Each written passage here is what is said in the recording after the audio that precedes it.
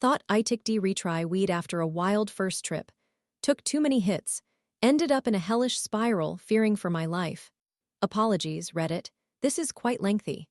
The events I am about to share occurred approximately 4.5 years ago, shortly after I graduated from high school. I had started my first job about 6 months prior. I would describe myself as a relatively good student and an upstanding person. I was not one to engage in many bad activities. I occasionally indulged in alcohol during social gatherings, but that was the extent of it. I had never used cannabis and had no intention of doing so until October 2020. I was invited to a gathering with some of my coworkers at a friend's home, which included about 6 of us. I recall one of them had brought gummy candies, a bong, and a blunt. Having consumed a few drinks earlier, and feeling slightly buzzed, nothing excessive, I thought it would be a good idea to try the gummies for the first time. No one at the party warned me that it might be a poor decision, so I ended up eating half of a 10-milligram gummy. It is worth noting that I informed them beforehand that this was my first experience, meaning my tolerance was 0, yet no one cautioned me. About 20 minutes went by without any effect, so I decided to consume the other half. After another 10 to 15 minutes passed, I felt a bit giggly, but I thought it might just be a placebo effect. I drank more and rationalized that was the source of my feelings. For some inexplicable reason, I ended up taking 2 more whole gummies before they were taken away from me.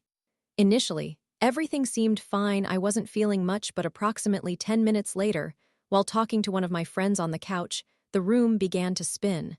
I will admit that the first 20 minutes weren't too bad. It felt odd as I couldn't really control my actions, but I decided to roll with it. After that, things took a turn for the worse.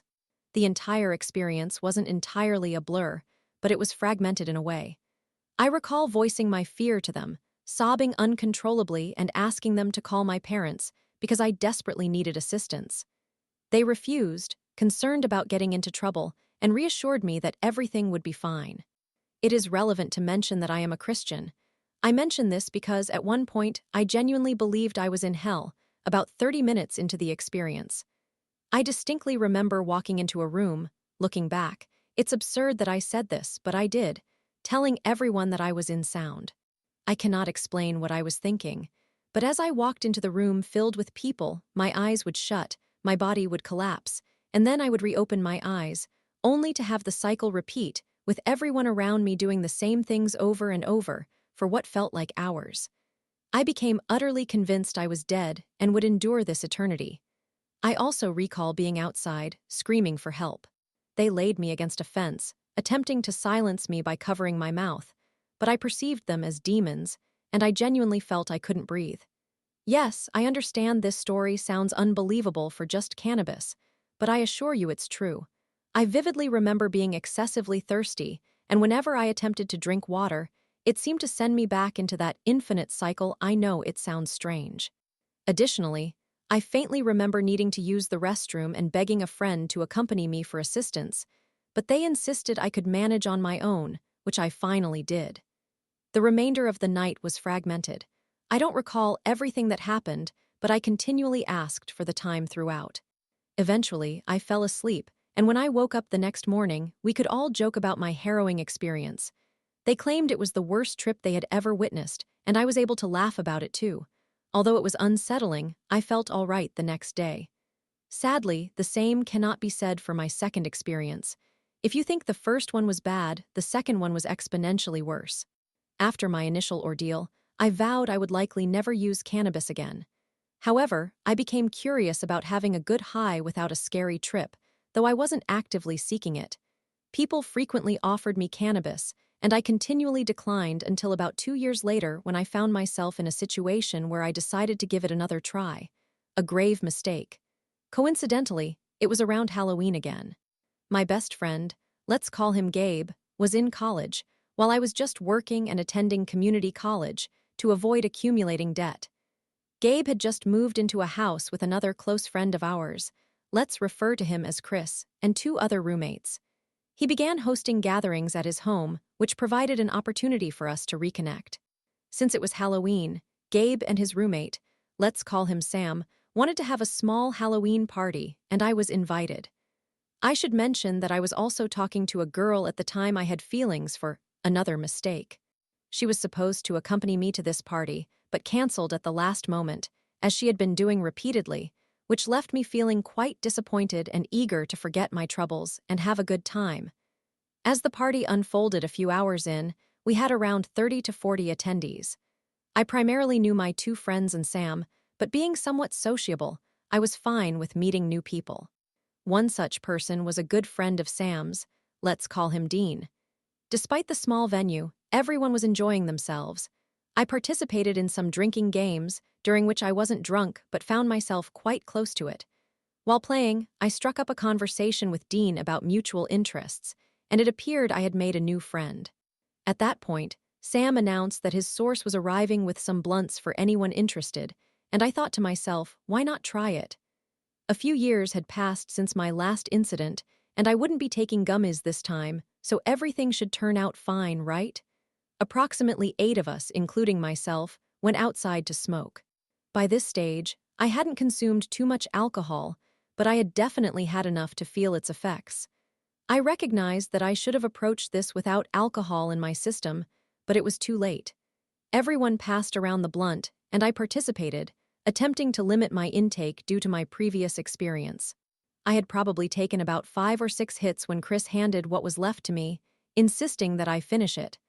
I typically struggle with peer pressure, and when several people encouraged me to do it, I caved in and took large hits until it was almost finished, then returned it to Chris.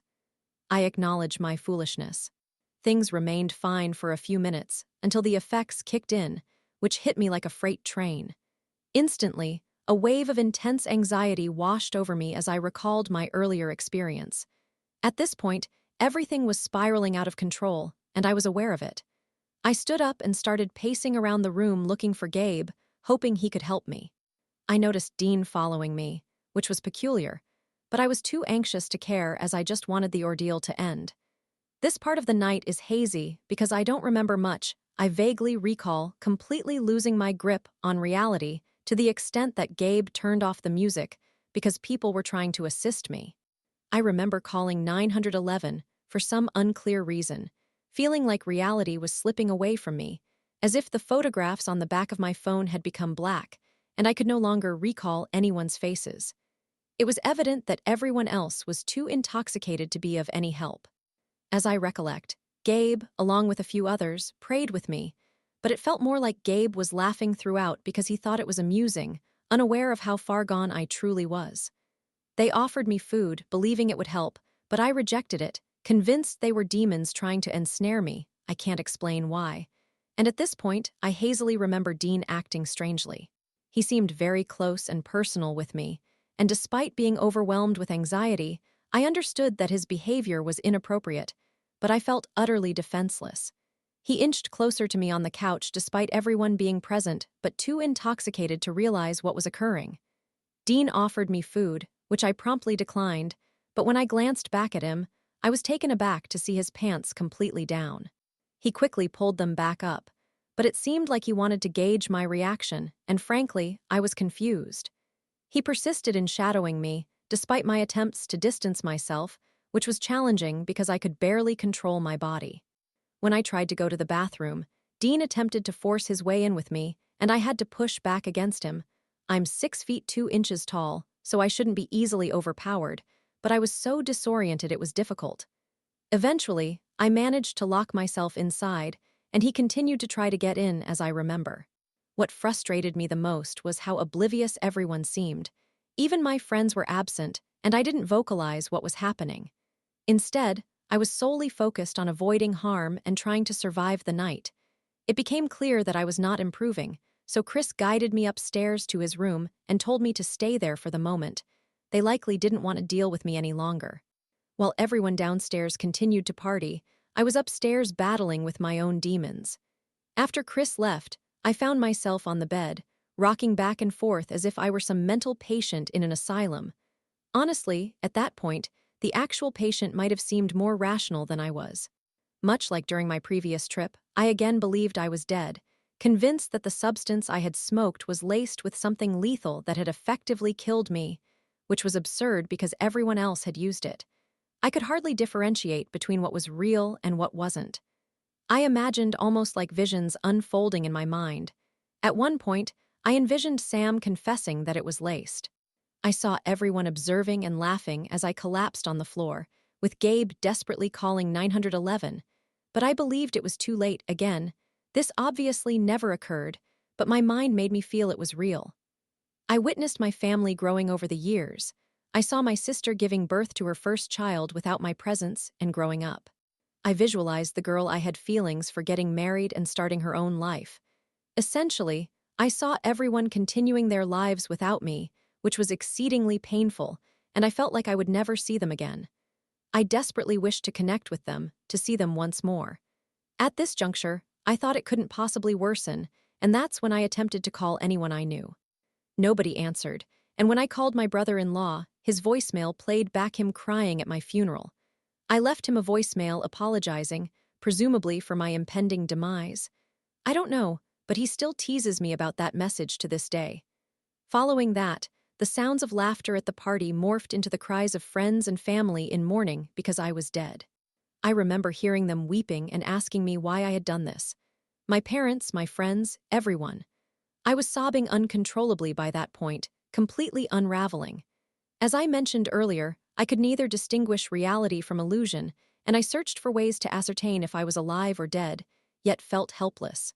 Out of nowhere, I found myself speaking, but the voice wasn't mine, and I had no control over what was emerging from my mouth. It kept expressing how I could have accomplished so much more, how I had squandered my life, how many more moments there were for me to cherish, but now it was too late. I distinctly remember crying extensively, pleading for God's mercy upon me. I cannot recall every word I uttered, but I knew I was truly nearing my breaking point. Every minute felt like an hour. I paced the room frantically, rushed to the bathroom, spoke to myself, lost in a time void.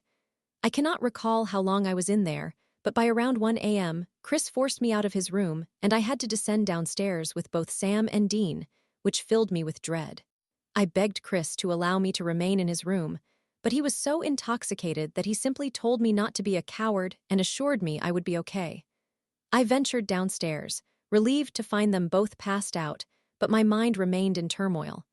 I recall clutching across for comfort, convinced I was in hell, my feet growing warm as I awaited literal demons.